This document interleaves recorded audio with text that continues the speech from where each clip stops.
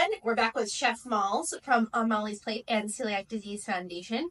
And today we are going to use some ingredients in your box to make a super fall themed, super cozy lentil chili. So we're in our cozy vibes, got a cozy quarter zip going on, and let's get into soup season. So the first thing, I've got my skillet heating up here. I'm gonna get a little bit of olive oil down, a couple of tablespoons of that.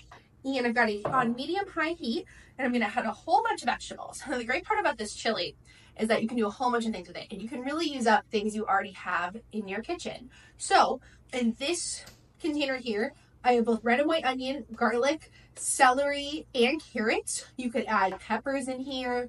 You could add kale or spinach. You could add really any vegetable that you have, zucchini, squashes, all great. So that whole thing of vegetables is gonna go in here. This is a great way to use up all sorts of things you have in your pantry or in your refrigerator. So it's a really great budget-friendly meal to make sure we're using up everything we have and that we're not letting anything go to waste. And you can hear it starting to sizzle there. So I'm going to grab just a wooden spoon. So I've got a wooden spoon here, and I'm just going to start mixing this around. See, all these vegetables look beautiful. They already smell so good. And we just want them to get a little translucent, to get them a little soft. This will take about 3 to 5 minutes, depending on how many vegetables and how hot your pan is. It's been about 5 minutes, and our vegetables are getting nice and soft, so we're going to add in a bunch of seasonings. Here I have some chili powder, some paprika, oregano, a little bit of pepper flakes, and actually a pinch of cinnamon, which is just going to make this thing really warm and cozy and really fall themed. It's not going to taste sweet. It's just going to add to the depth of flavor. So I'm going to put all that seasoning in. Salt and pepper to taste here. So you put it a little bit, make sure you like it, that it's seasoned to your liking. I want that to get all incorporated as soon as those spices hit the heat. Oh my gosh, it smells so freaking good in here. You can see everything's getting really nicely coated. Okay. Next, I'm going to grab a little bit of salt and pepper. This is really personal preference here. You can go ahead and put in as much or as little as you like of these things. If you like things a little spicy, you could also add some jalapeno or some cayenne pepper would be awesome as well. All right, so salt and pepper.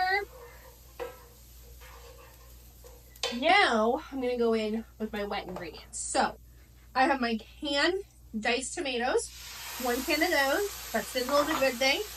I cooked off my lentils. This is about 2 cups of cooked lentils and some of the water they cooked in. Putting those in. You can also put these in the tomato sauce, but for prep purposes, I'll show this both ways when I bring up the recipe. And this is 1 can of black beans with their juice as well. They are not drained or rinsed here. We want all that liquid because that's going to help build our chili. Mix this all around. So the best part about this too is you can really prep it in advance. It gets better the longer it sits in your fridge.